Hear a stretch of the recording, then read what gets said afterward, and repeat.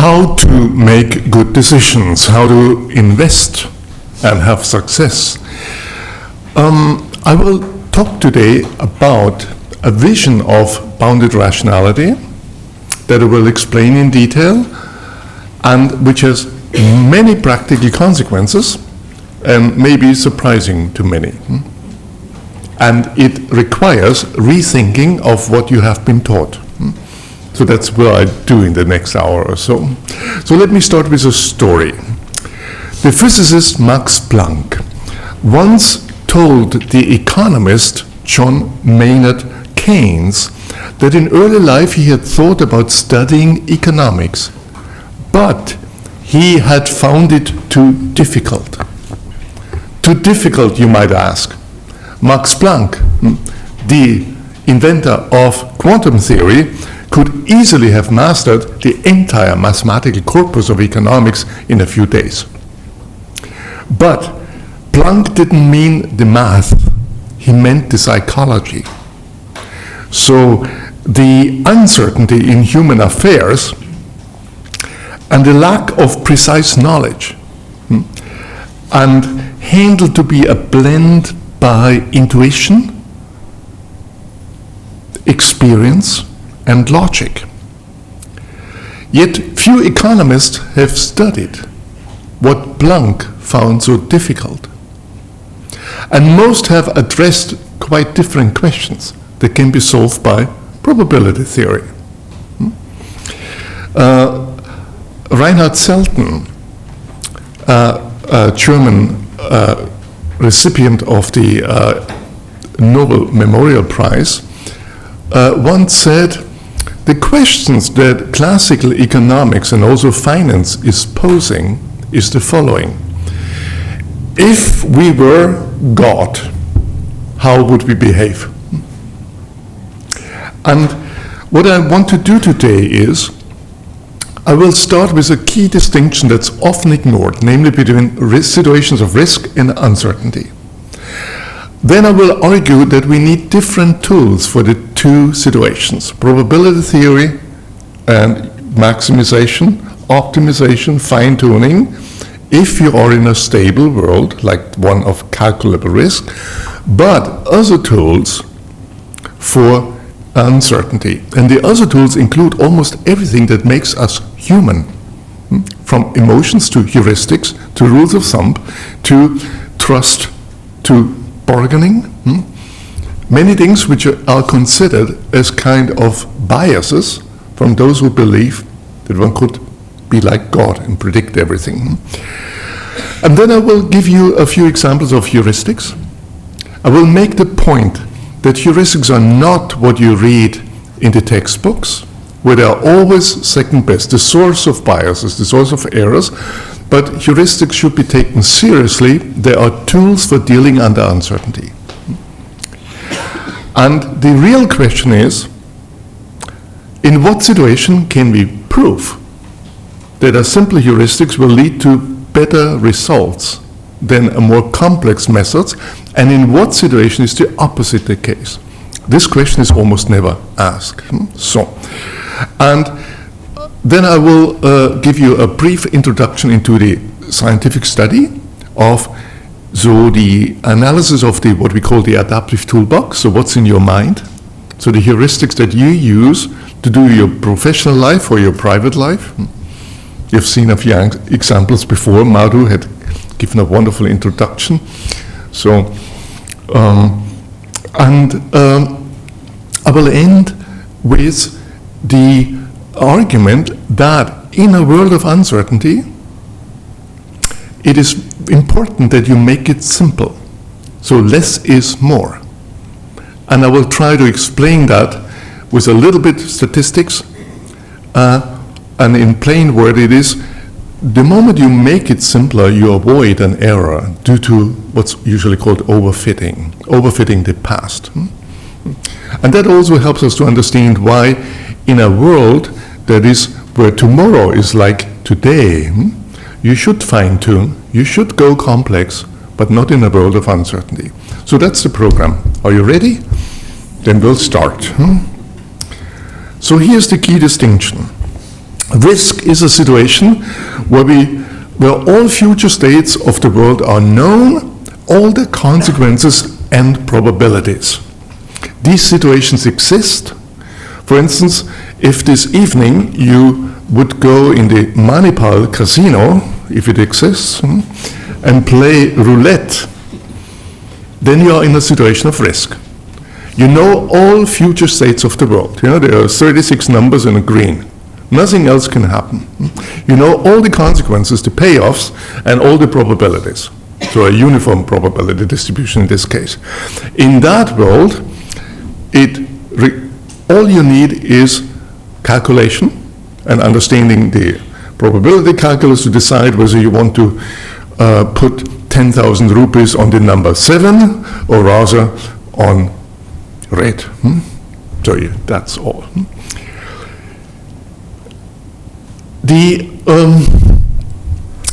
In the wake of the financial crisis, banks have been accused to play in the casino, if that would be only true.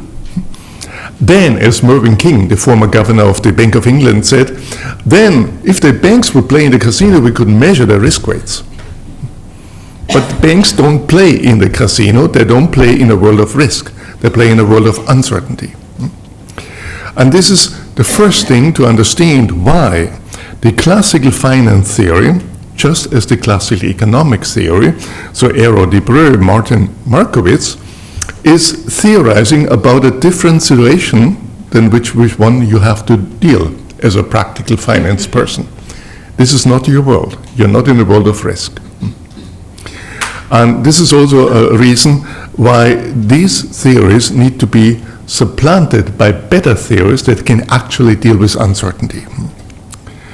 So then, how to deal with uncertainty? The classical distinction between risk and uncertainty comes from Frank Knight in his 1921 book. And Knight makes many interesting arguments, for instance, that in the world of risk you can't make money, no profit. You need uncertainty.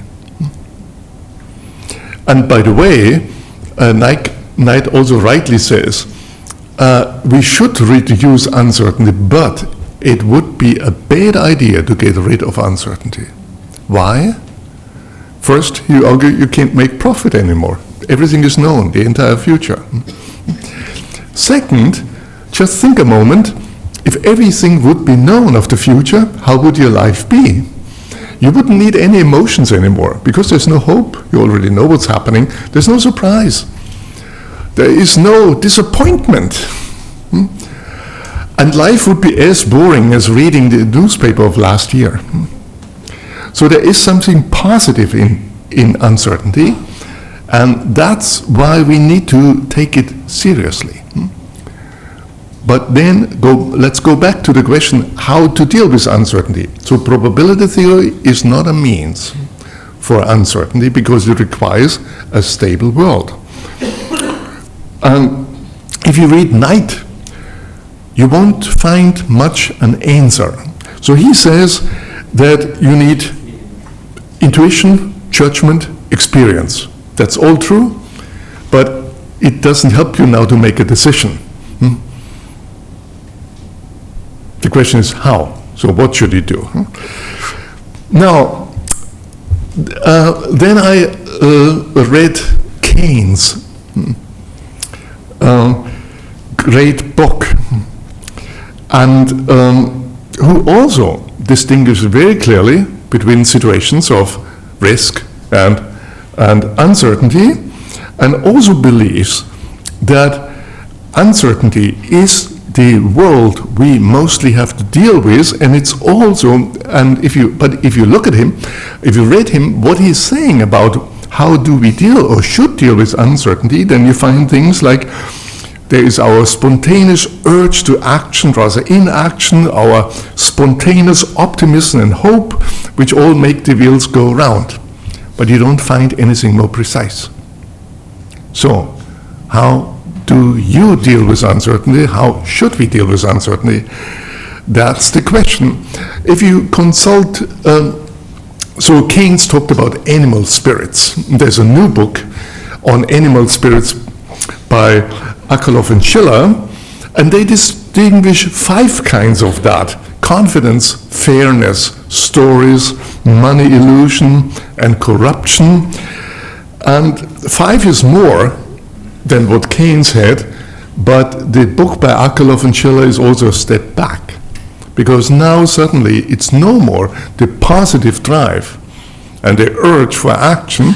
It's now a list of illusion that the 2 authors think explain the crisis of 2008. So I consider this a step back. And that's basically what behavioral economics today has become, where everything psychological is mistrusted and declared being a bias. And the theory of finance or theory of economics is taken as the correct way. And if the discrepancy between what you do and what the theory says, the blame is on you, never on the theory. And this is the state that we have today in behavioral economics, in behavioral finance. And this is also part of my critique on what Danny Kahneman says, because he points out rightly that people deviate from rational choice theory, but he believes incorrectly that rational choice theory would be the yardstick for rational behavior in every situation. That's the point. So, the answer to the question, how should we deal with uncertainty, was rather given by a different person, Herbert Simon.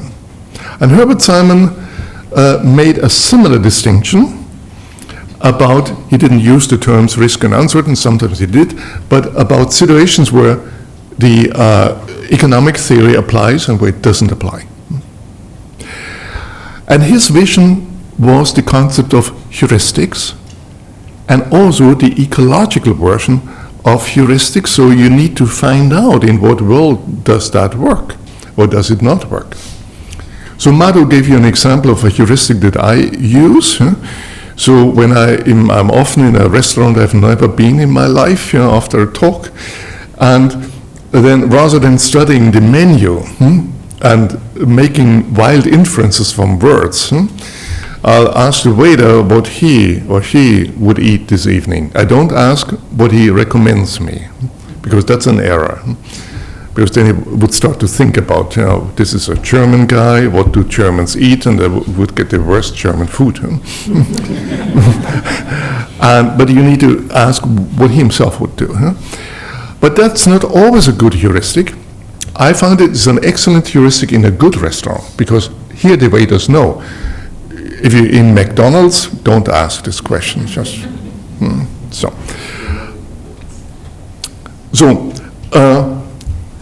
usually, a situation that we have to deal with is somewhere in between risk and uncertainty. So that's not a dichotomy, it's a continuum. Some things can be calculated, others cannot be calculated. So for instance, in a Las Vegas casino, the managers could balance their risks over the tables, could make the calculations, could prevent cheating. So that can be handled, but the worst loss in the casino occurred from totally unexpected things. So, for instance, what happened here? The famous, the artist who performed the famous Tiger Act was attacked by the tiger, and that was a huge loss for the casino.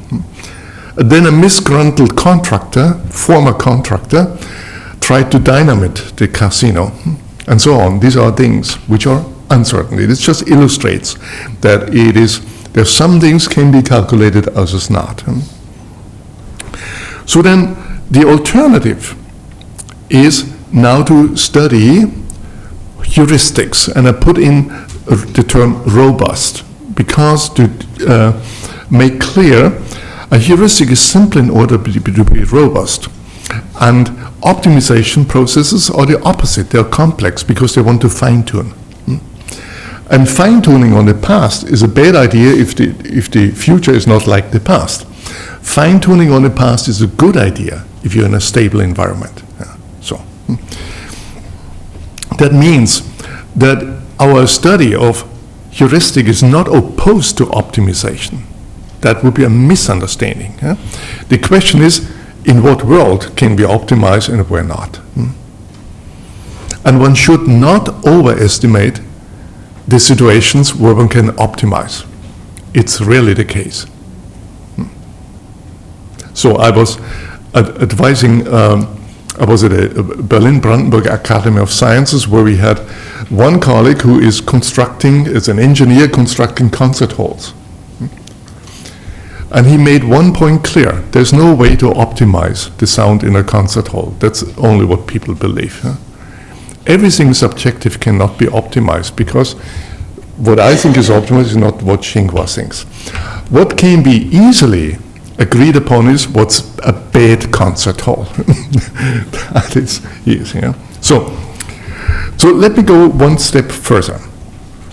I give you now an example of a heuristic, and the example illustrates that heuristics can make efficient decisions very fast, much more accurate than complex calculations, and there is no need to associate a heuristic with any bias. Rather, the so-called optimization method in this example might be associated with bias, because it just don't work. So, is anyone here playing baseball? No, you play cricket because you have been conquered by the British. Yeah. And thanks God you resisted being also conquered by British food. That happened to another continent. Yeah. So assume a ball is coming high, and an experienced player, be it in a baseball outfield or the cricket or soccer, knows immediately where he should run to catch or stop the ball. How does the player do that?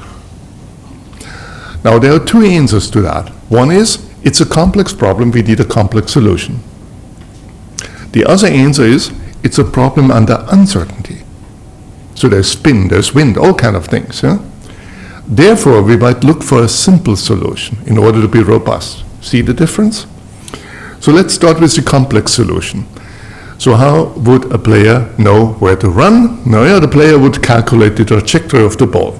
Have you ever calculated the trajectory of a ball? That's how it works. And the problem is not calculating, but estimating. Today, we can calculate almost everything, but not estimate.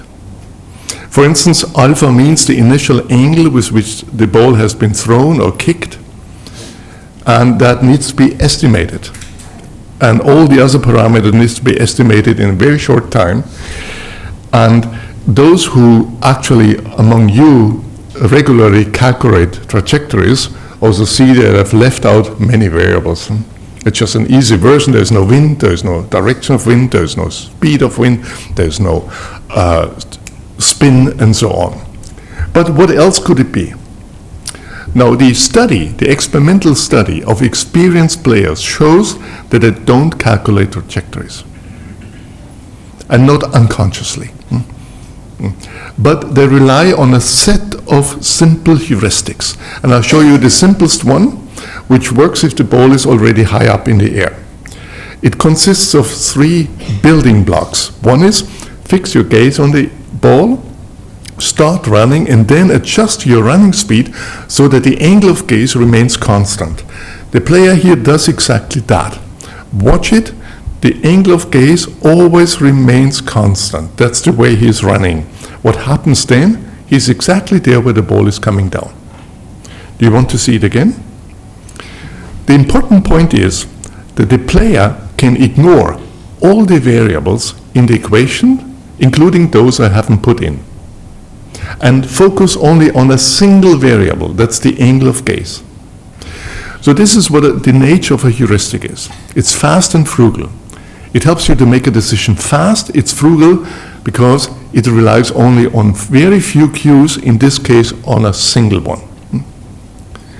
That's also a case of one reason decision making. Importantly, if you test players Or if you ask them what they're doing, most of them cannot tell you that. They may know part of the story, that they're fixating things, but they just do it. So if a person can do something but not explain how she or he is doing it, that's called intuitive decision making. So intuition is the art of being able to do something without having it in language. And most of what we do, things we do, are intuitive. We just can't do everything in conscious way. That wouldn't work, because consciousness is limited to one thing. This is why intuition is nothing to be distrusted. And the idea of a system 1 who is intuitive and a system 2 who is rational is just mistaken.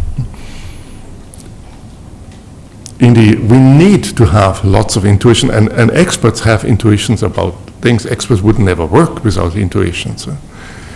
So the famous physicists like Max Planck, they wrote about things that when they're reading the paper of a student, on the first page they know whether it's something or not, but they cannot explain how they know it.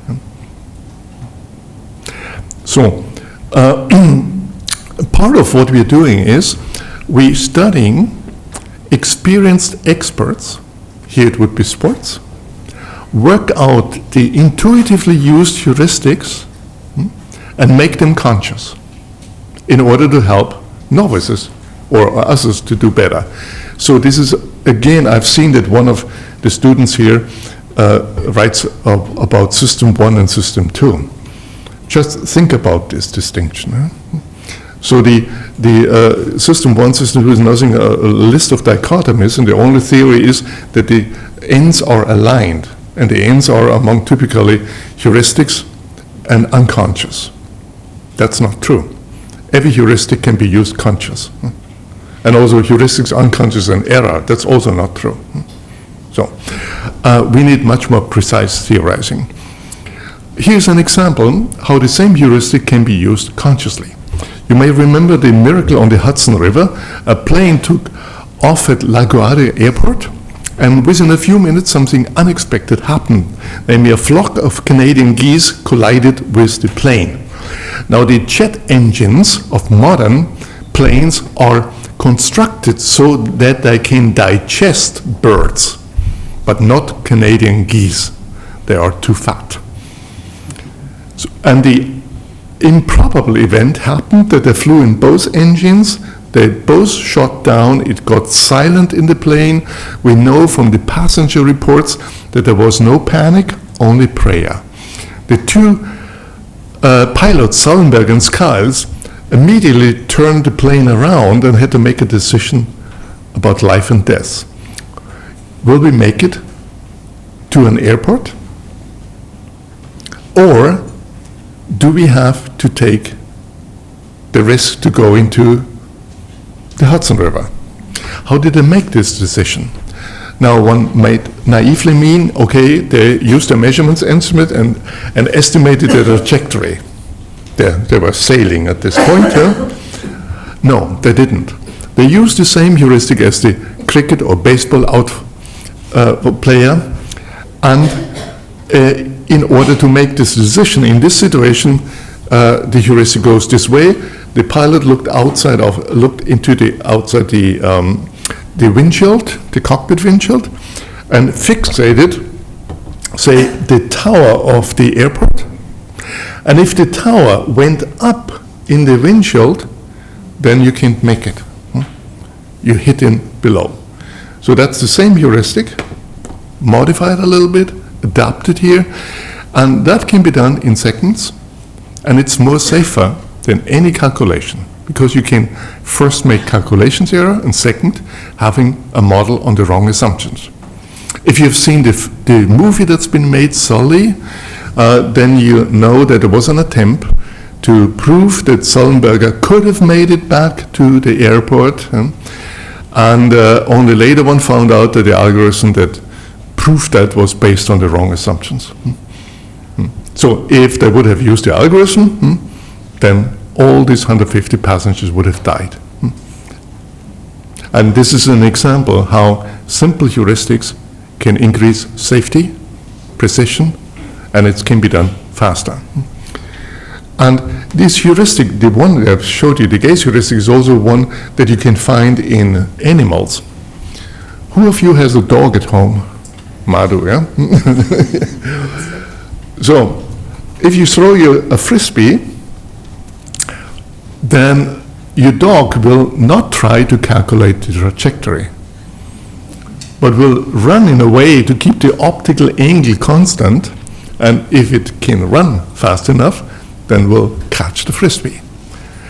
So we find that this type of heuristics or channel, they're moving from the animal kingdom into the human kingdom, and in kind of gaze heuristic, there's a beautiful article that shows that it's built in the Sidewinder air-to-air missile.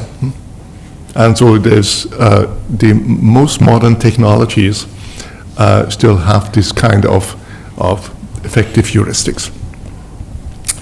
In a similar way, one can apply this kind of thinking on leadership.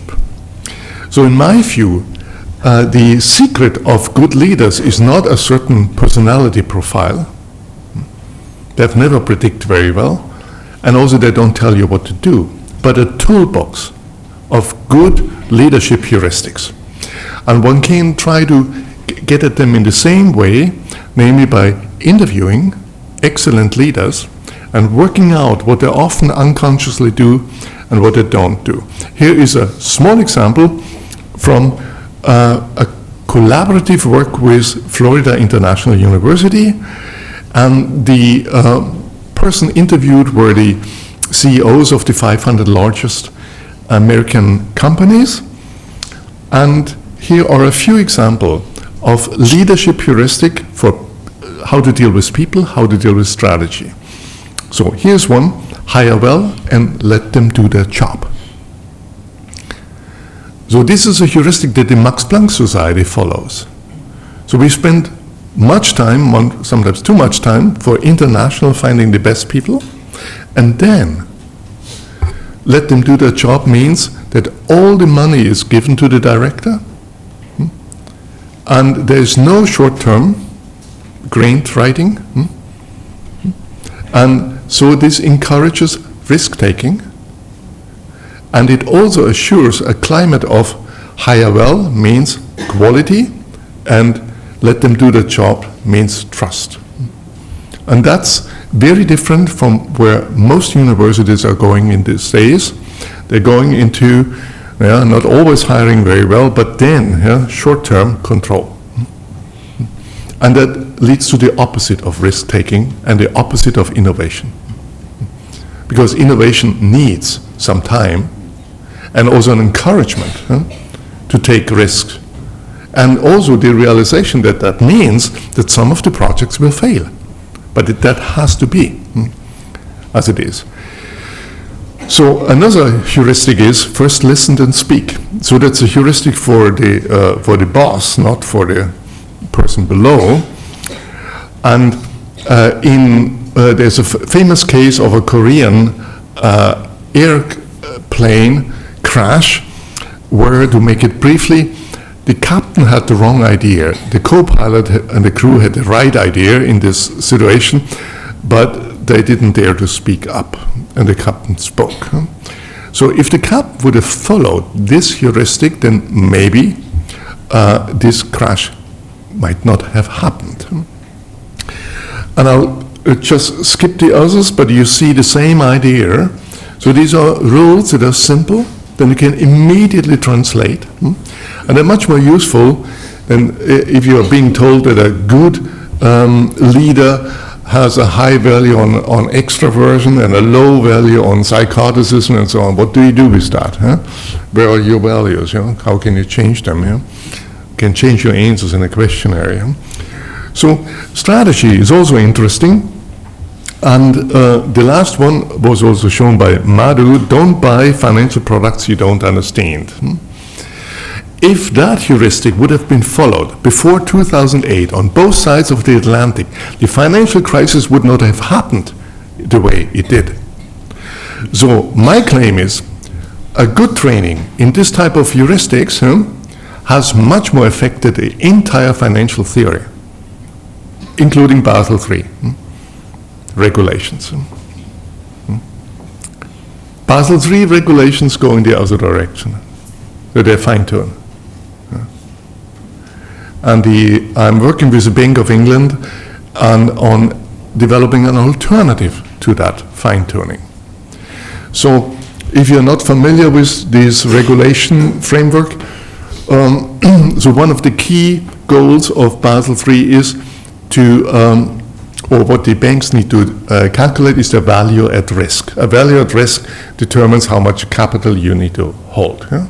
So, and in order to calculate a value at risk, if you're a large bank, you have to estimate thousands of risk factors. They're all in the future. And then the risk factors, they are correlated. That means you have to estimate a correlation matrix in the order of millions. Good luck. That borders on astrology. That's the present state of regulation. 2 months ago, I was at the Bank of England at a meeting, an international meeting about regulation and supervision. And Andy Haldin and I, and also Konstantinos and Oscar worked on that. We have tried for some time to get the idea into the regulation that you need to simplify. This is not a regulation that nobody can understand, and where you have so much estimation error that you have no idea what it's going to. And these regulations also has never prevented no crisis, nor detected it. So we need to go sufficiently simple. And so this is also a way that we need to dare to go. And we need to stop having this argument, but you haven't considered X, you haven't considered Y. What you need to find is, what are the few most important variables, and ignore the rest. Just like this Gage heuristic. So, in the next part, I will briefly introduce you into how one can research all these things. And the research program has 3 questions. The one is descriptive. So what's in the adaptive toolbox of a leader, of a regular person, of an institution? So that means, what are the heuristics that are being used? They're building blocks that can be used to adapt and compose new heuristics, and the evolved capacities that are needed. So for instance, in the Gage heuristic, you need to have the ability to keep your eye on a ball. That's not an easy thing for any robot today. But we evolved it, and if you're a little child at home, you will notice that by age 6 months or so, they start, if you have a mobile on top, they start to practice the Gage heuristic and keep your eye on the objects. This is why everyone wants to become a cricket player. So that's a descriptive question. The prescriptive question is about, in what types of environment will a given heuristic work? This is a new question, because in the heuristics and biases program, that question was never asked. Because heuristics were always bad. They were used to associate with biases. So what one should do, according to this program, is always to do rational choice. Good luck. And that's in a world of risk. And finally, the third question is, how can we use these insights to help people to make better decisions? And it's called intuitive design, because we don't give an expert, say a financial person, a judge, or a doctor, a logistic regression or a neural network. Because even a recent study showed that most economists don't understand beta weights.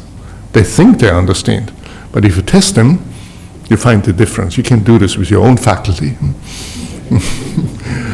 And neural network, what's happening there is anyhow hard to transparent. So, and intuitive design means to design simple tools like fast and frugal trees that an expert can understand and quickly apply, ideally memorize, and which are nevertheless as good and as precise, or sometimes better, than the complex models usually used. So, Adaptive toolbox. I give you two examples. And one is, this is Reinhard Selten here that you have, who is convinced that the entire idea that decision-making would require probabilities and utilities is just flawed. And I agree. It's only in worlds of risk then you need to calculate the probabilities. Utility theory, so the von Neumann and Morgenstern was never meant to either describe what people do, nor as a norm. You will find no statement in von Neumann and Morgenstern that this is how people should behave. They use the term rational, that's the problem. Yeah? And that has been reinterpreted or something. What they did is solving a mathematical problem. So if you what would be the conditions for having a utility, a smooth function representation for all of the options? Yeah? That was the problem. And that has been confused by, those people think this is the model of rationality. So if you don't believe me, then read Savage. Savage is usually taken as the father of Bayesian decision making. Savage is very clear that his axioms that are sufficient conditions to have a subjective utility representation, that his axioms make only sense in a small world. His term small world is basically the same as a world of risk. Small world means where you know all future states of the world, all consequences. That's the small world.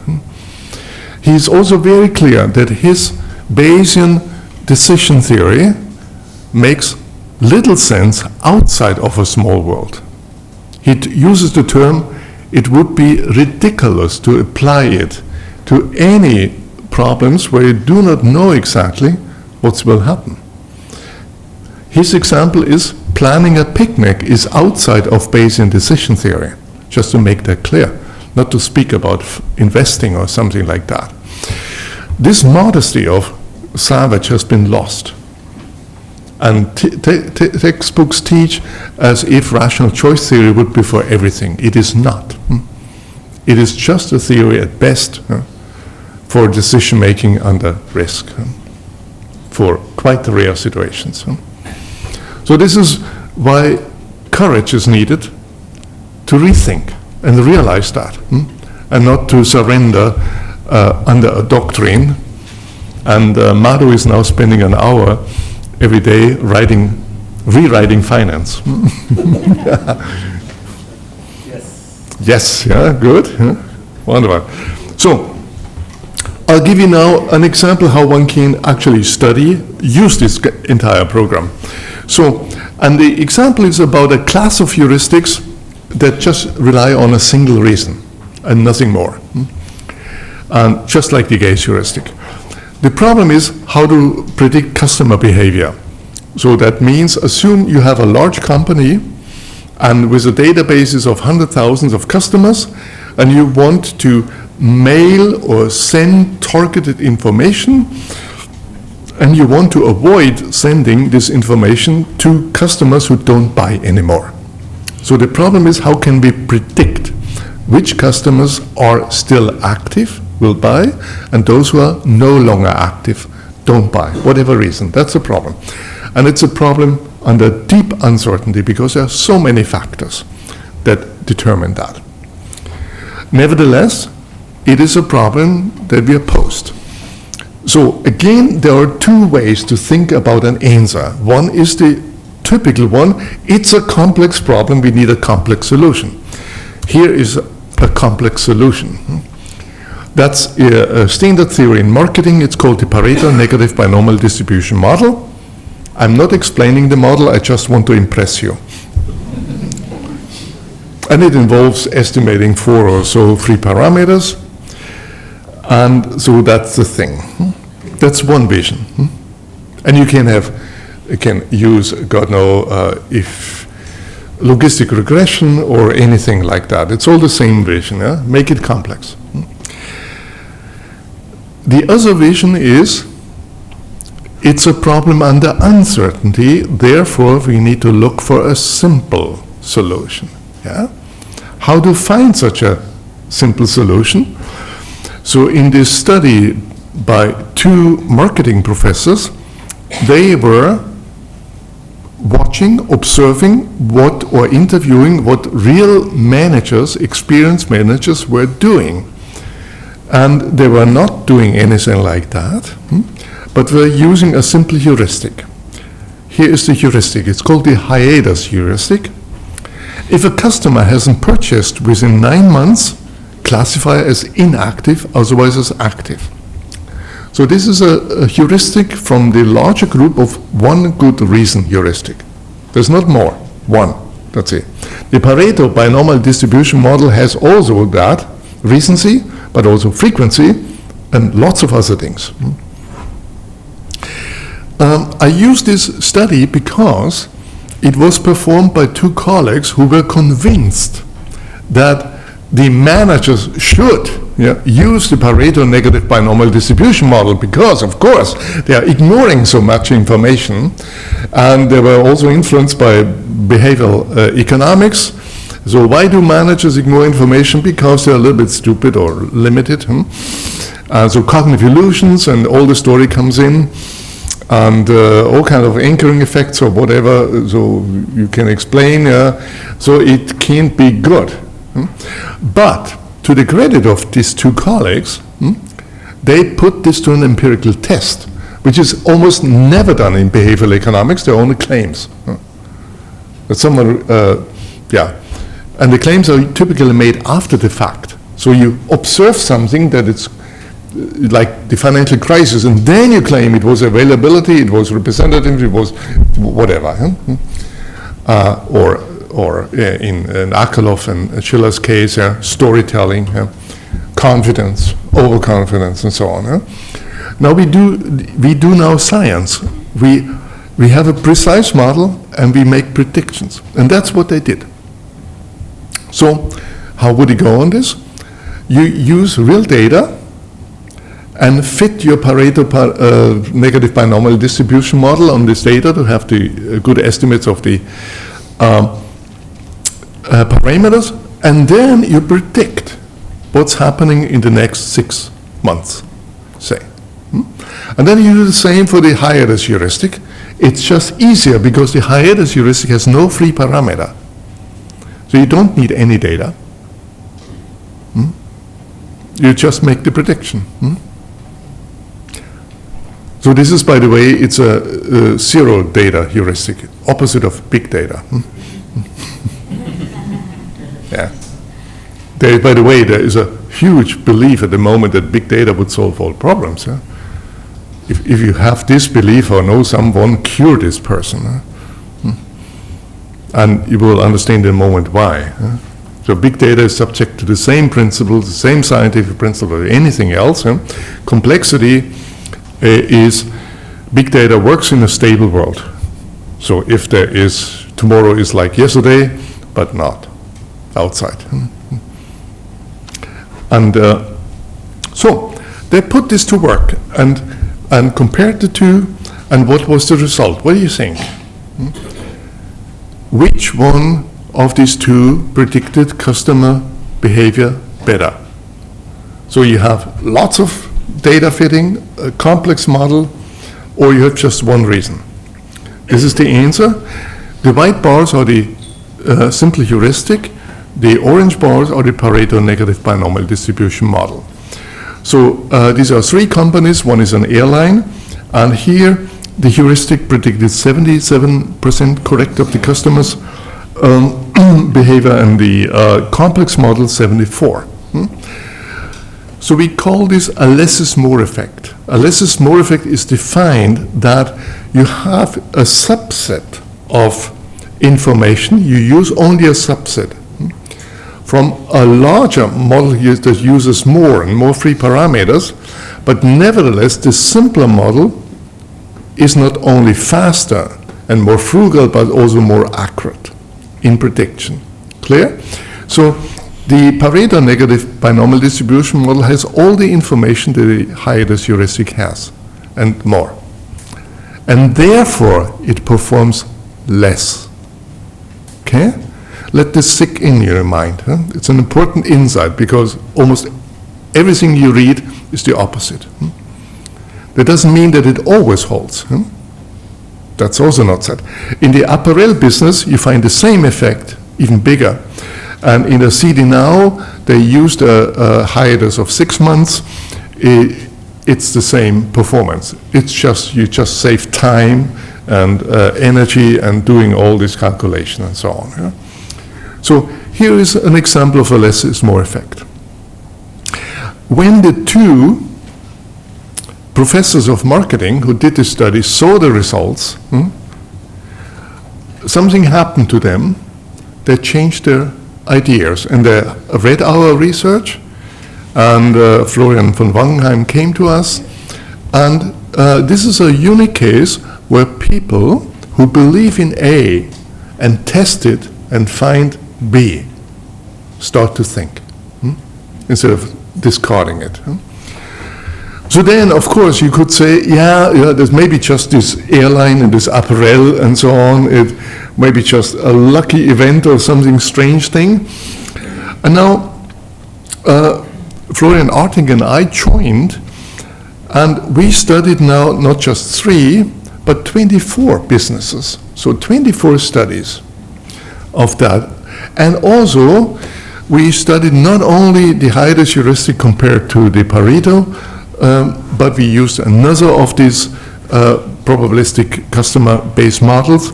And also, we used logistic regression, that's what economists would do. And also we used random forest. This is one of the heavyweights of machine learning. Okay. What do you think was the outcome over all of that? I'll show you. It's on the left side, what do you see? So this is an average across 24 studies. And you see the Pareto negative binomial distribution model does better than this other customer-based model. That is logistic regression on average outperforms the marketing models. Random forest is about as good, and a single heuristic is on average better than all of them. Isn't that interesting? I had not expected that. And so then we broadened the question. So the customer repeat behavior is not the only repeat behavior, but you have this kind of repeat behavior in many areas. For instance, in healthcare, will a patient be readmitted to the hospital? What's the chance? Yes, no. Or in weather, will this area be hit by another tornado in the next 6 months? Or sports.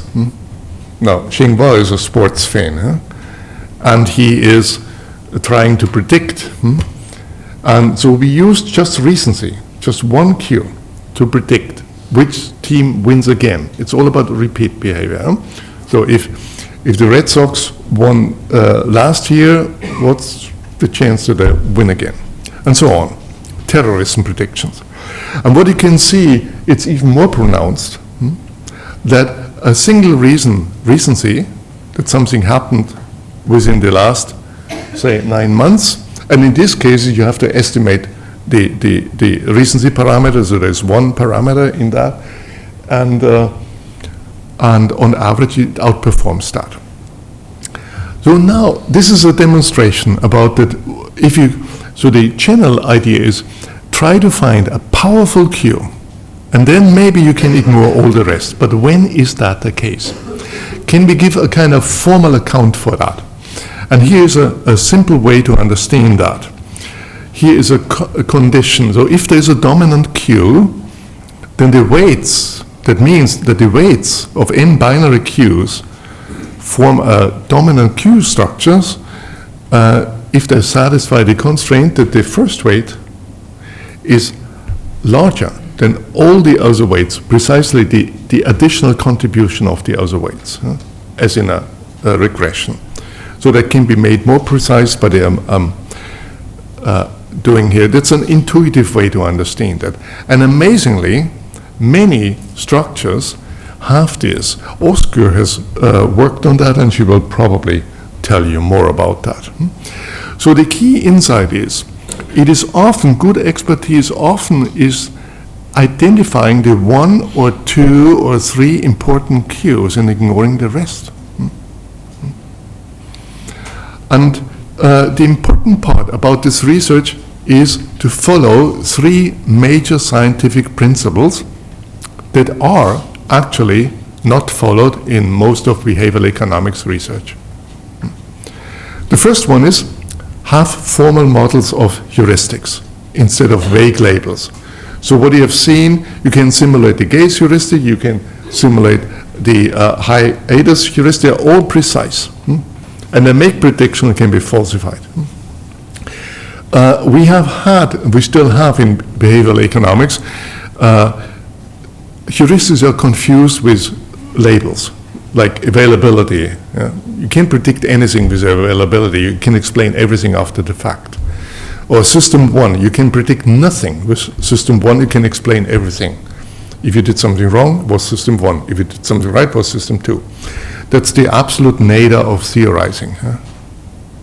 And it's the only case I know where science are going backwards. We have had precise models about heuristics, for instance, in the research even of Amos Tversky, and that has gone downwards and turned into loose concepts. The second important thing is, do competitive testing. Don't test your own favorite model. Test it against the best competitors. So here, what has been done is, there's the Pareto negative binomial distribution, which was the author's favorite model, that tested against the hiatus heuristic. And a type of model that's very different. You have a complex, you love complex models, test them against something simple. And finally, don't test them how they perform in the past, in hindsight, but in foresight. So in prediction and not in data fitting. Data fitting is not a good model test, because you can always add 3 parameters and then you do better. This is not science. It is about prediction. So these are 3 very important criteria that every study should follow. We are not as far. Most models in economics are just one model being tested at best against, if you leave out in a regression a few terms. You need to test your regression model against something very different. So I mentioned before that we are writing a book that has to do, it's called Classification in the Wild, where some machine learning models are compared with very simple heuristics. And I'll just give you a striking example that, at least for me, was striking. So remember Google flu trend, the showcase of big data?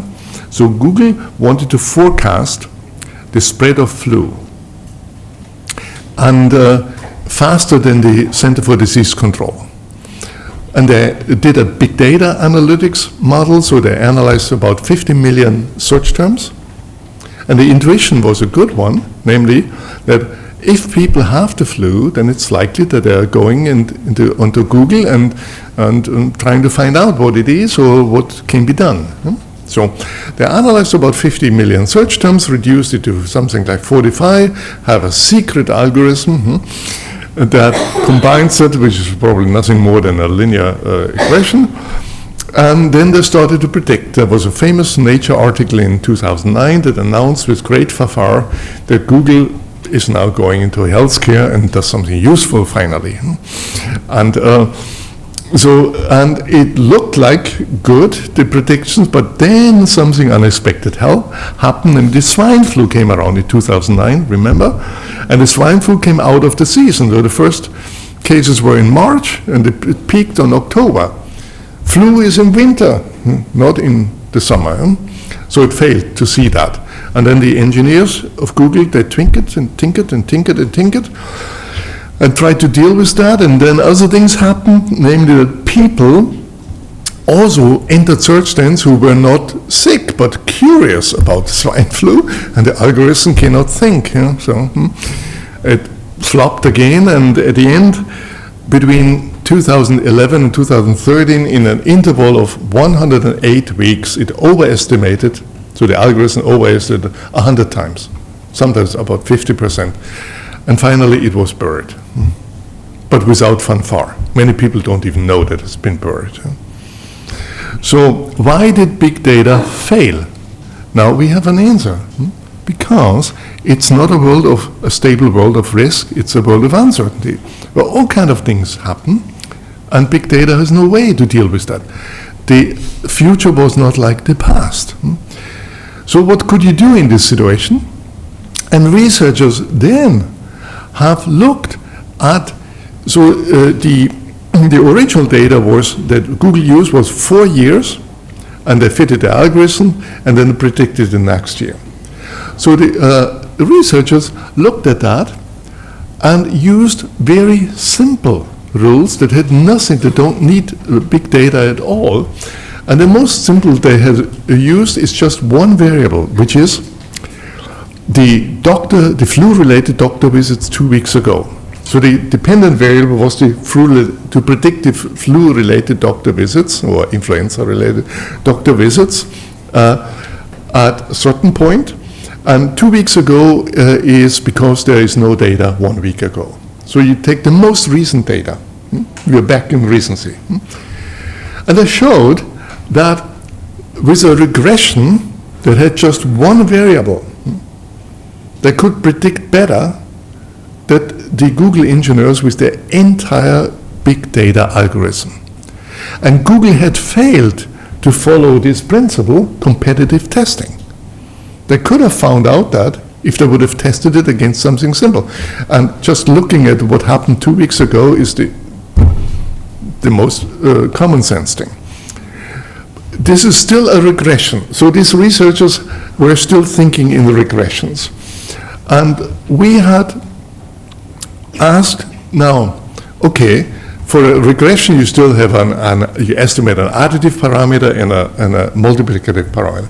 What if you make it into a simple heuristic, which is just forget about this estimate, you take just the number 2 weeks ago, and your prediction is, yeah, that's it, period, without adjusting. And Markus Buchmann has recalculated everything with the original data. Turns out that's even slightly better than the regression, so even more simple. So the key answer is the Google flu trends predictions, starting with an analysis of 50 million search terms and great brouhaha, can be made considerably better by just looking about what happened 2 weeks ago, period. That's also a recency heuristic. So if the next time someone makes claims about big data prediction, then check whether number 2 has been followed, number 3 has been followed, so number 1 is not a problem, and whether they tested it against something simple, that's number 1. So that they have really a chance. And just, we need to get this big data hype into a reasonable form of big data, because sometimes it's valuable and other times it's not. Okay, second example about a heuristic is 1 over n. 1 over n is equal allocation. And Mauro had hinted at that before. So the situation, the problem is, assume you have a large sum of money to invest, you consider n assets, how would you distribute your money over the n assets? That's the problem. The answer to this problem has been given by Harry Markowitz, who got his economics Nobel Prize. It's a mean variance model. I don't think I have to explain this model here. Every one of you has, or most of you have been brought up with it, as the key wisdom, one of the key wisdom of finance theory. And again, just like with the trajectory calculation, the problem is not calculation, it's estimation. To estimate all the future mean returns, their variances and their covariances. And the larger n comes, the more you need to estimate. And that increases exponentially. Okay. When Harry Markowitz made his own investment, after his retirement, for the time after his retirement, he used his Nobel Prize winning optimization method. So we might think he did not. He used a simple heuristic called 1/n. So if you have two assets, it's 50-50. 3, a third, and so on. Yeah? This is equal allocation. And again, it's the opposite of big data. It uses no data. And that's its strength. And in a minute I will explain why. So there are various studies. For instance, one study showed that they had 8 investment problems, 10 American industry funds. How do you invest? So Markowitz, they did competitive testing. Markowitz has got 10 years of stock data to estimate its parameters and made its predictions. 1/n doesn't need, as I said, any data, so you have no free parameters. And then the usual criteria were used, like chop ratio, and the result was that in 7 out of the 8 cases, 1/n succeeded over Markowitz optimization. This does not always happen, and the important question here is again the one of ecological rationality. Can we identify the situation where simple pays and where simple does not pay? This is the single most important question. I give here the answer just in verbal terms. So on the left side is what we had described before as risk. On the right side, uncertainty. So if you're in a world where there's low uncertainty, there are few alternatives, mean n small, and high amount of data, then make it complex. And it's easy to see few alternatives mean less parameters to be estimated, and high amount of data means that you have better sources to estimate them. On the other hand, if you go in the other direction, there's high uncertainty, there are many alternatives, and small amount of data make it simple. So that's a kind of general thought. In that case, the authors have done some quantitative simulation. They asked if you would have 50, n equal 50, how many years of stock data would you need so that the complex Markowitz calculations would actually lead to better outcomes than the simple model? And they did this, and their answer was about 500 years of stock data.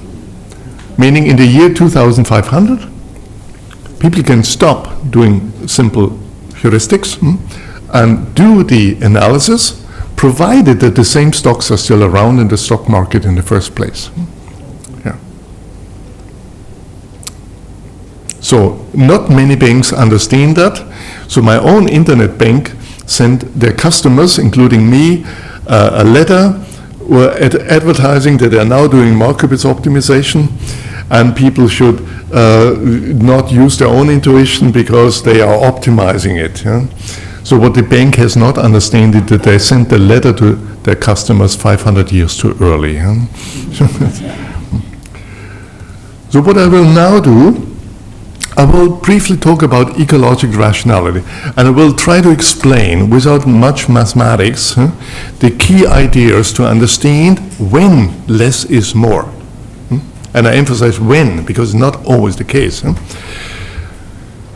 And this is called ecological rationality. So it's a normative or prescriptive part of our studies, because the answer is not, as in rational choice theory, that something is rational if it's consistent, following the axiom. That's not at all. But something is rational if it succeeds in the real uncertain world. That's the criterion. And this is very different, because if you're consistent, that doesn't mean that you are successful or even true.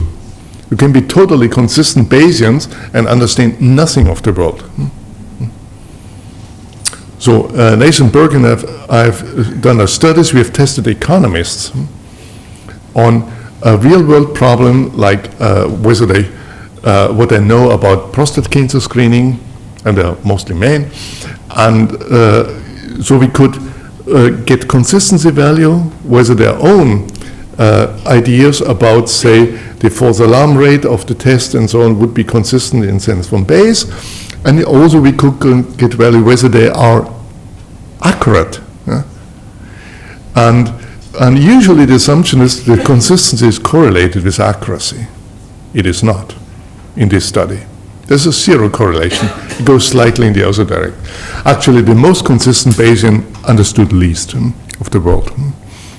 And so the typical way to talk about heuristic that you will find in behavioral economics and also behavioral finance textbooks is that here. People use heuristics because there's an accuracy effort trade-off, meaning that a heuristic simply saves you time, but you pay a price for accuracy. That's the statement you will still have today. Sometimes it's a little bit less polite.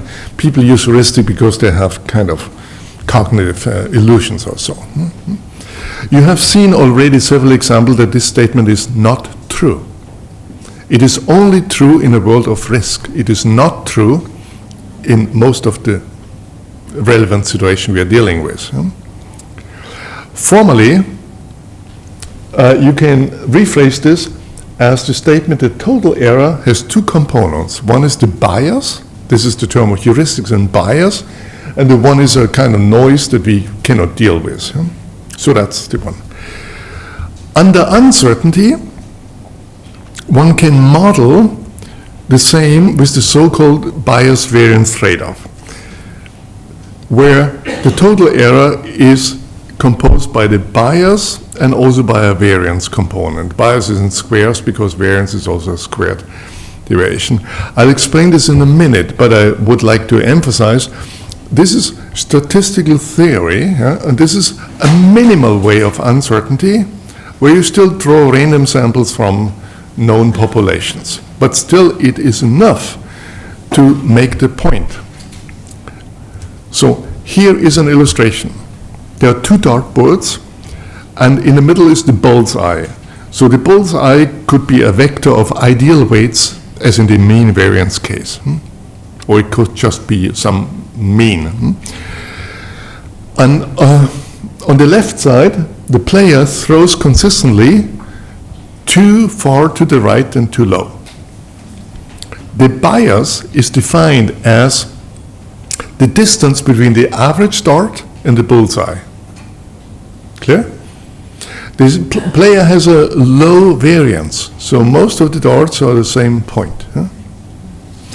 On the right side, we have a different player. This player has zero bias. On average, all the darts are, no, the average is in the center, but only on average. And the variability is large. And you can see here that having no bias is not per se the winner. Actually, the bias guy, if you count rings, does much better. And that the total error is a composition of the two. You can have zero error by bias on the right side, but still tons of error from variance. Now, in statistical theory, here you have a population and you draw random samples. And each of the darts is the mean of a random sample. And so that's a way to think about that. And the art is, and you can decrease the variance by increasing the size of your random sample, also by having fewer parameters. And now we are kind of quantifying what we had before in qualitative terms. I illustrate the point here with a simple exercise. You have an index over a year. Here it's the temperature in London, the average temperature. And every point is the average temperature of one of the days. Assume, it could be a financial index. Assume you want to understand the underlying process and you think in terms of polynomials. And here are two polynomials. a degree 3 polynomial, the green line, and a degree 12 polynomial. So briefly recall that a degree 1 polynomial is a line, not a good model for temperature in London. Degree 2 is a parabola. Degree 3 has another return, and so it goes on. And you also can see, so let me ask the question, which of the two models fits the data better? The red one, yeah. Yeah, it has more degrees of freedom. Okay, clear?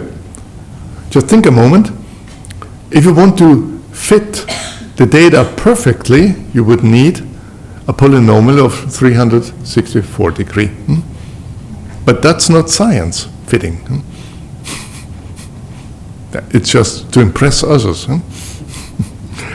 So here is the error on the x-axis. So low is better, the degree of polynomial, and you have seen the 3rd degree and the 12th degree, and the curve goes down and down. And we know if we would have gone on to 364, it would be 0.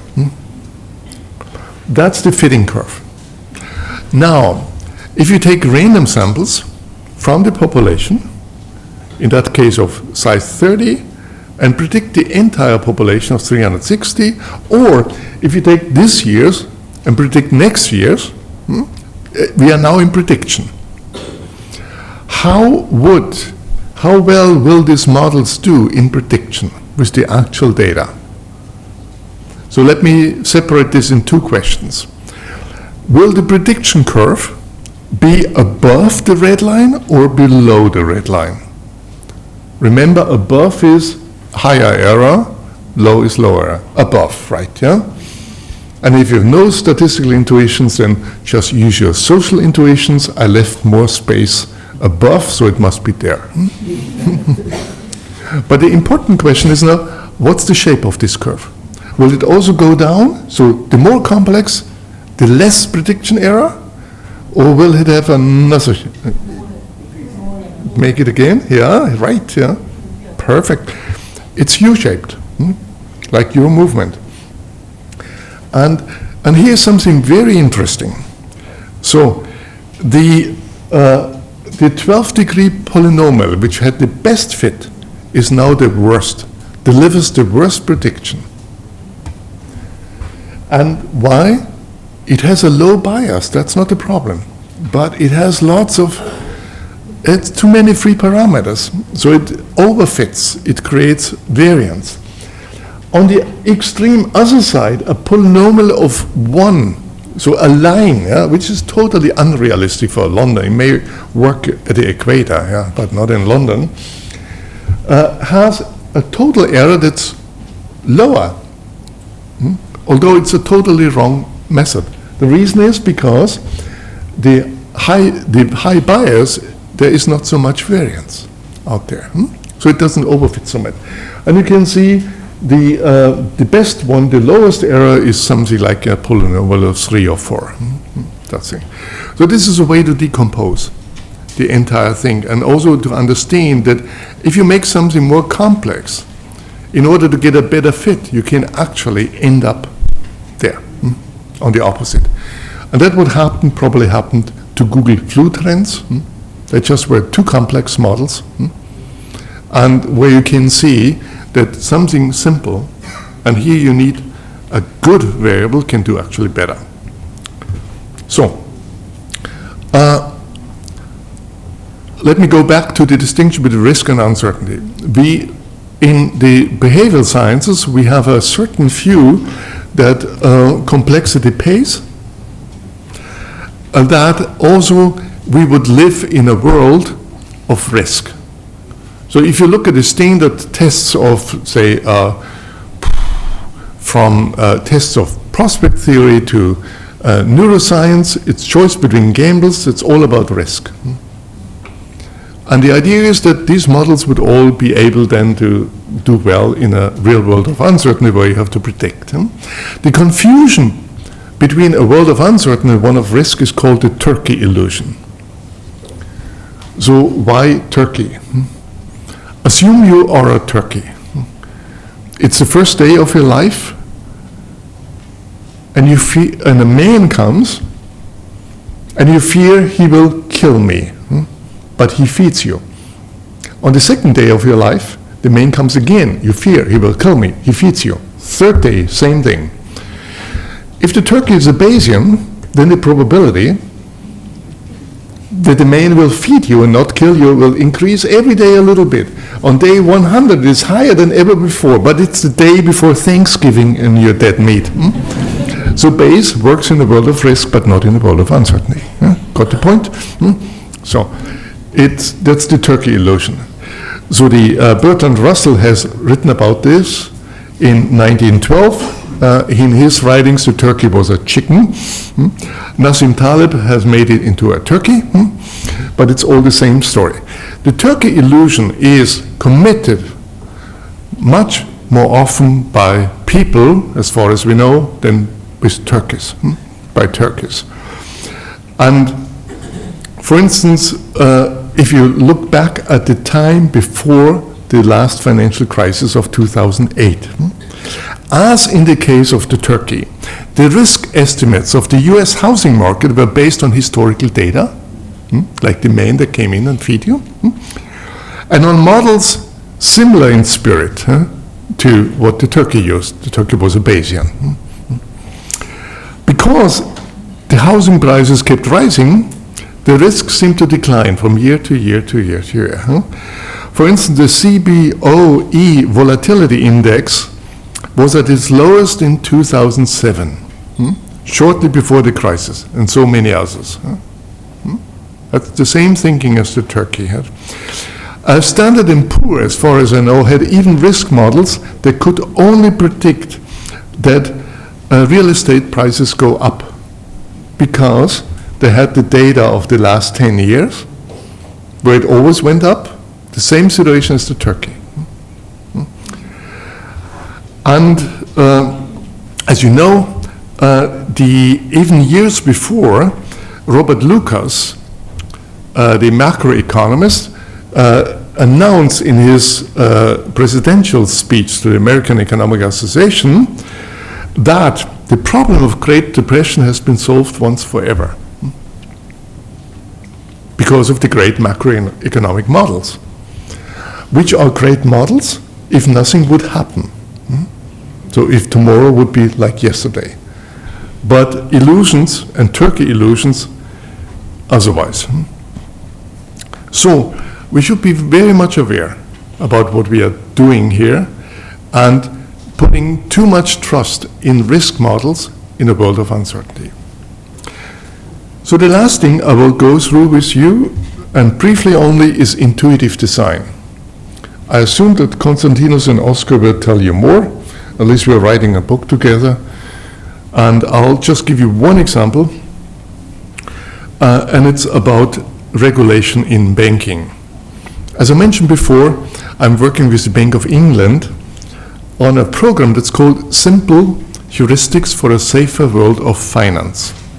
And as mentioned before, the current regulatory framework of Basel III borders on astrology. So my colleagues at the bank, they're all economists, when I asked them, do you understand the consequences of Basel III? The answer is, not a soul understands that. Why do you do this? Yeah, but the Basel people, they live on the thing. You have a regulatory framework, it doesn't work. What do you do? Make it more complex. If it doesn't work, make it more complex. I was 2 months ago at a bank on a meeting, and one of the representatives of the Basel Committee was there, and I asked him, how will Basel IV look like? Are you going to make it even more complex? He avoided the question, but he put in his own talk, a PowerPoint, he put in the word simplicity. So progress, that's as far as we got so far. Whereas they will translate it into things. And one can make a simple argument. This is high uncertainty. You need to scale down.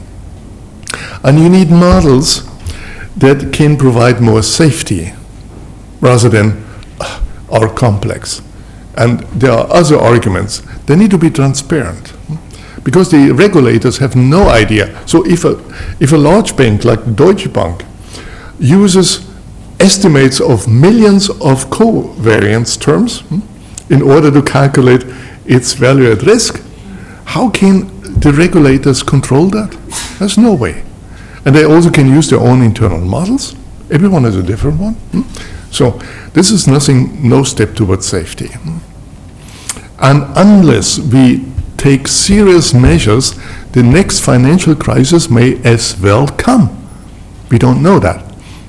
But the measures haven't been taken. The regulatory framework is so complex that it doesn't provide safety. The rating agencies are still paid by the companies whose products they rate. This is like in school, yeah? If you would have the pupils pay their teachers, and they can select the teacher who gives them the best grade, yeah? That's a great system. Would really revolutionize education. So, if you're more interested on that, I'd recommend you to read Andy Haldane's. Andy Haldane is the chief economist of the Bank of England, Jackson Hole talk that he gave in 2012, shortly after we met. And Andy Haldane is a person who not only listens but acts. That's very much like in the brief speech I gave before, I described Kavita. There are many people who listen, but few who act on it. And he did, so this was, we met for the first time in spring of 2012, and he was supposed to give the Jackson Hole talk in August. He had a kind of talk, and after we talked about simple heuristics, and I explained him also the logic behind that, then he went back with his people and calculated, did some tests, and when we met the second time, he said, Gerd, here is the Jackson Hole talk I wanted to give. Jack, here's the waste paper basket. I will talk about simple heuristic and regulatory framework. And I said, what a courageous person. And the title of his talk was The Dog and the Frisbee. That's the gaze heuristic for dogs. And the talk made the point that dogs can solve complicated problems with very simple things. And the regulatory framework doesn't acknowledge the uncertainty, but makes highly complicated models, assuming some kind of calculable risk. So read this. It's very lively. He's a very good writer, and it makes just fun. And also as some of the data, the original data we had, showing that you can predict bank failure better with an unweighted leverage ratio, that's 1/n, than with a weighted risk measure, which is against the common theory. And then you can, if you think a little bit more, you can say that difference will depend on the amount of data they have. And so you can think from first principles and get some better understanding of what's going on. Here's an example of a fast and frugal tree. A fast and frugal tree is a sequential heuristic which just asks one question and has an exit on each question that we are testing, which is for bank vulnerability, so prediction. So for instance, the Swiss bank UBS had before, at the end of 2006, before the crisis, a leverage ratio of 1.7. So it would have failed the first one, that's the end. So these heuristics are non-compensatory. So nothing else can make up for that. There's no trade-off. And non-compensatory models are not much part of behavioral finance and behavioral economics and or the other thing. And what's the reason? Because they're inconsistent with expected utility maximization. So you can't draw a line. But that shouldn't matter. The question is, how good are they in the real world? And these simple models in the first tests we have done can easily compete with the classic type of regression models. And most important, so there are only 3 variables in this. The regulator can check whether the banks try to game the model.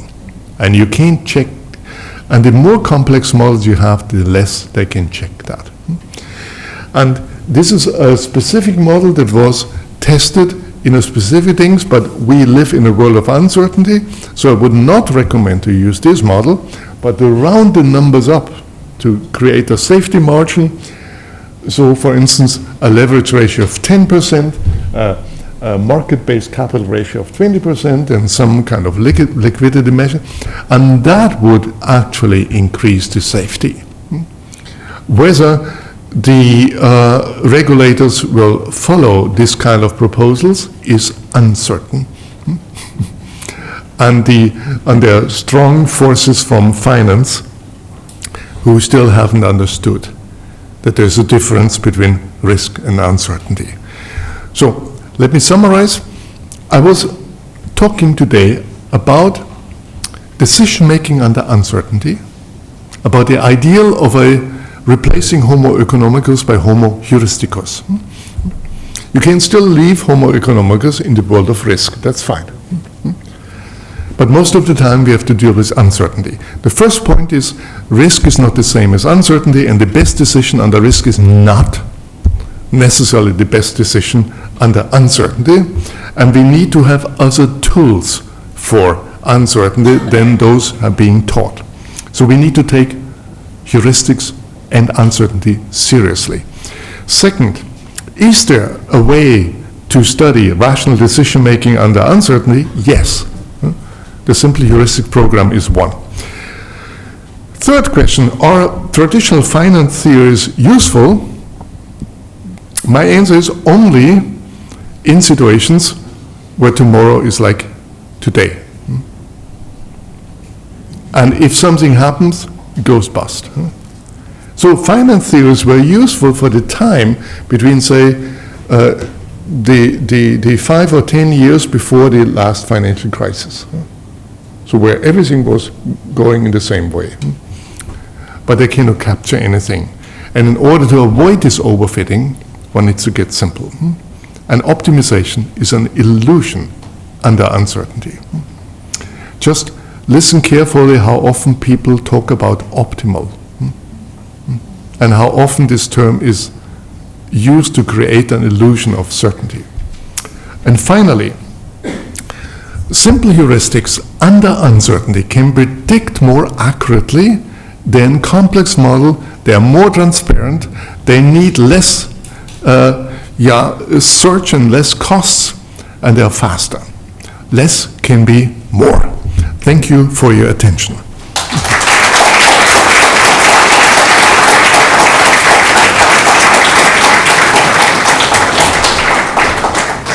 Diagram where the weights, we showed the weights, which is the most prominent weight. Yeah. Mm-hmm. So how do we dominant weight? Yeah. Mm-hmm. So dominant Q. Dominant Yeah. Q. So Mm-hmm. how do we? Is there a way to estimate that? Do you use principal component analysis? Or? Yeah. So the analysis can be done using a kind of logistic regression framework, where you can determine the weights within this framework. This is standard statistics, and so you can find out whether it is. I think Oscar will talk a little bit about that, and she has studied typically machine learning data sets and asked exactly that question. And the answer is surprising. You will see that. And also you can, another way is you can just study experts, like in that case the managers you were just using recently, and just for a moment give them the benefit of trust and don't think they're all stupid.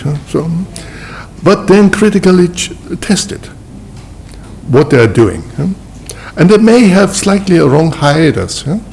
So there are many things. This is just one variable, or can be improved the hiatus. But it makes no sense to fine-tune the hiatus from 9 months to 9 months and 2 days. Huh? That only is a good idea in a world of risk. Yeah. Are there other questions? Yes. In that fast and fragmentary example, you use certain values for market cap ratio, leverage and all. So those numbers will also come up, will have come using some model. How would you come up with those values that this value should be used to determine? Yeah. So the study was done using historical data before the time of the crisis of some 100 or so large banks. And on that base, basically this was done. And there's also a comparison between what's being done. And you find in this paper by Aikman, and you find all the details of that simulation. We also tried it with 4 variables and other things. So these are all studies where you try to go the statistical way. And so your question may also be how to construct such a tree. And here it's a mixture between statistical data and actually between expert data. So one of the authors, Sujit Kapadia, we taught him how to think in these fast and frugal trees. And he came up with, from his own experience, the relevant variables. And then we estimated from actual data these cutoffs here, like 4.1, and then tested these trees. And then you can see, you can always test a multiple version of these trees. So there are typically what we use is a mixture between statistical analysis and also expert knowledge. But now if banks, they come to know about this model, would they not play around with their own values and because such that it follows a green track? Yeah. So this is a good point here. The point is, if you make something simple, wouldn't be easier to game the system? The answer is no. Because yes, you can game it. It's for you easier to game. Yeah, not so sure about this. But the regulators detect you much easier. That's the point. If you go back to, if you estimate, as is currently the case, if a large bank estimates millions of covariances, the regulator has no chance to see that. No. If you reduce this to a few variables, then the regulator has a chance. And also, what we try to do is to also make it clear to the banks that they can benefit from such a model because they can now scrap the documentation they have to do, which is mostly useless in the sense that it doesn't protect the public. It protects something. They have to do it. They don't want to do it, but they pay this price in order to can go on the taking undue risks. So the banks can scrap large parts of the documentation and also all these stress tests, which don't bring very much. And as I said before, we should have politics that you need to add a little bit of a safety margin on that. And if you would have a 10% leverage ratio, 20% risk weighted, you need the risk weighted ratio because the leverage ratio then they can be gamed again if you just have one.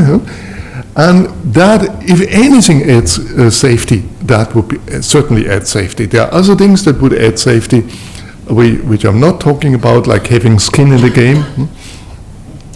But we should do something that is really effective rather than having documentation and more documentation and more documentation, which we have in many fields. So doctors claim, at least in Europe and the US, have to do more and more documentation, not so that it helps the patient, but it protects the doctor against the patient. The patient might sue, or the clinic and so on. So much of what we're doing is not for the use of the customers, but a game of protecting ourselves. And that's not what industry should be about. That's not what medicine should be about, and also not what finance about. At the end, we are just protecting ourselves. Yeah. So, one of the things that in terms of hiring, can you apply heuristics Yeah. in terms of hiring? Because if you look at Carriman, he kind of gives you a case that even if you interview and do a lot of research on the candidate, you still hire imperfectly because you are not able to make the perfect judgment because of your own biases plus limited information.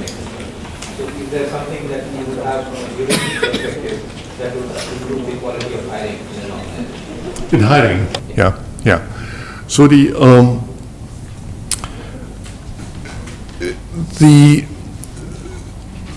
so first thing is, what we know is that if you have an interviewer in an experienced person, these persons have very quickly an intuitive judgment of the candidate, which often diverges from the paper. And in that case, if the person is experienced, one should give the intuition more weight than the paperwork. That's a common experience. I hear this again and again from companies who then see, oh, it looks so good on paper, let's hire, and so on. Yeah? So, contrary to what Danny is saying, I think that the intuitions of experienced personal people, they should be trusted. Qualification, if the intuition is a negative one, and that's, so you have something, he is not the right guy, something is wrong with him, I can't even say what it is, then you're well advised to be very careful. So that's one thing. Another example is on the topic of intuition. I once gave a talk to a middle-sized bank, and they have 4 top executives, and they had told me the story that so they were thinking about a merger. That's not exactly a person, but you acquire another thing, another company. And 3 of them were all in favor. One of them had a bad feeling, and it was over midnight. No, they couldn't get to an agreement. So the 3 of them asked the other person, explain, what do you think is wrong with this merger? And the guy, of course, by definition, you cannot explain an intuition because it's not in language. So it's somewhere else in your brain. And so he tried to come up with some post hoc explanation. They destroyed it and sailed into disaster. And just a simple definition of what an intuition is. So that means an experienced person has a feeling of what one should do, but cannot explain it.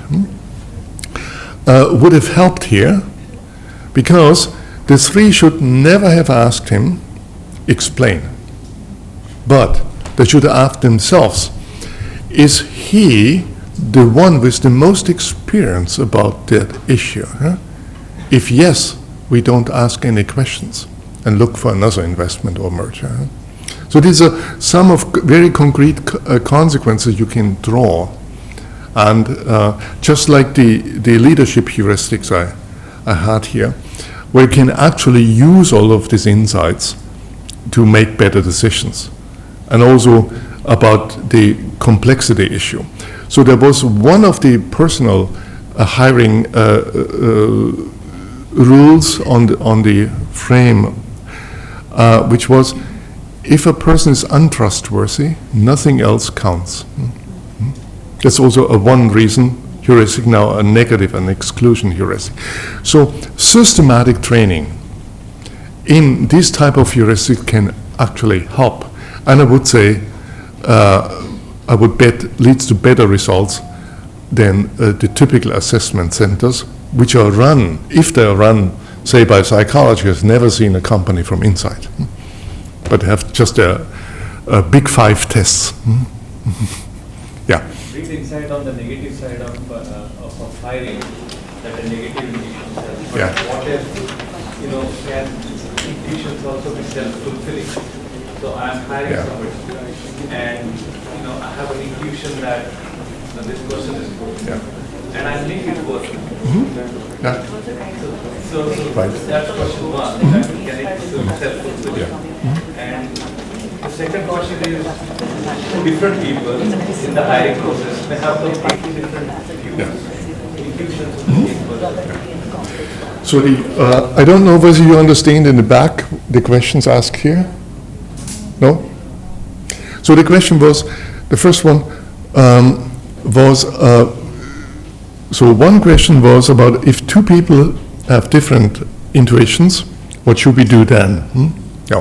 First, there's never a final recipe for everything, but in that case, I would go the same way as before. I would ask myself, who is the more experienced with that issue, and then go with this one. Yeah. So that's one way. But these are all principles. They will also fail often, yeah? But they can do better than what we already can do. And in principle, I think in personal selection, there's too much value on personality tests. And if the assessment center, if I would do an assessment center, I would really test what's being done. So I'll give you another example. I have in my career many secretaries. And always several at one point, and then I had to hire a new one. So here is my own personal selection process. So what I did first, okay, there was an advertisement, and then maybe 200 people applied. And I should say in Berlin we have very good people, secretary, different from what I experienced at the University of Chicago. So there is. So then I involve the other secretaries, there are usually 3 or 4 others, in the entire process. That's something important. So there's a first kind of screening according to some criterion, then we invite typically 10 or so. There is a test. The test is not a personality test. So the test is something like that. Professor Gigerenzer has an invitation to go to a conference, give a talk. He doesn't want to go there. Write something, yeah? Yeah. And then you can see, if the person writes, Professor Gigerenzer doesn't want to come to your talk, you don't want to hire that, yeah? Okay. The other test is translating from German into English, and that's a real test, your task, yeah? The tests are not administered by me, but by the other secretaries. So the other secretaries, so the person comes in and meets only the secretaries. They are all surprised. They've never had that before, being interviewed by the other secretaries. But there's a point on that, because the other secretaries, they know things I don't know, and also they will find someone who works, not someone who is lazy, and also they have all the motivation, and someone where the chemistry is okay. So that's the second process, and then there are maybe 3 or so remain, and only then I step in, because I don't want that they have to take the responsibility if a bad decision is being made. So I have all the documents of everything, and I just interview them alone and make a decision. So that's one way to do this. And so the idea is to have a distributed responsibility. And I mean, from the 3, they at the end, they are happy with any of them. And also, it is usually a process that has worked very well. So these are concrete examples. So in one of the reasons companies, financial institutions like to come up with complex products and analysis try to outdo each other like that. Yeah. So if you have an ideal world where everybody adopts simple heuristics, Yeah. one way to how do companies bank different? Yeah. So the question here is, if everyone, Kavita, you have to come up here and announce something, yeah? Yes, so I'm so sorry. Can we take these questions during lunch? Is it possible? Maybe after Yeah. you answer this question? Yeah. Thank you. So, Kavita wants you to have lunch. Huh? But this question is about, so the question is, now if everyone does simple heuristic, where's the competition, or is there any advantage anymore from doing simple heuristics? How do companies different from each other, or how do A company is different, yeah. I mean, first, there is, most companies already use simple heuristics. They just don't dare to admit it. That's the truth. And that has the consequence that they are not studying it systematically. Like personnel procedure, you could study this very systematically. That's the first thing that needs to be done. And then, depending on the culture, and also depending on the kind of company, there will be always different solutions coming out. So I have no fear about this situation. It's rather, it will help every company to have better leadership people, a better kind of division of labor, and also smarter decision rules and less defensive decision making, hiding, pretending, doing unnecessary calculation in order just to be sure that one doesn't take over responsibility on such things. Yeah. Okay. If there are more questions, I'm still around.